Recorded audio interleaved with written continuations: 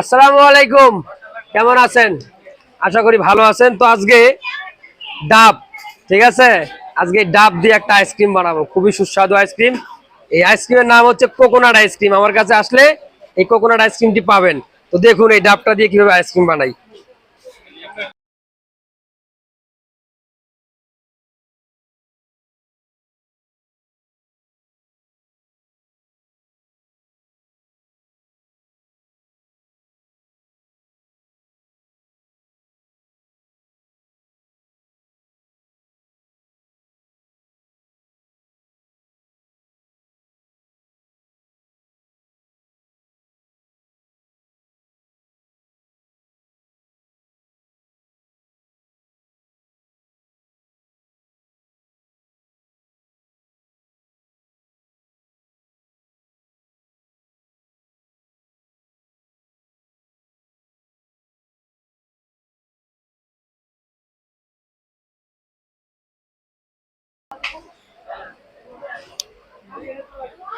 এই যে রেডি হয়ে গেল কোকোনাট আইসক্রিম, ঠিক আছে, শুধু আপনাদের জন্য।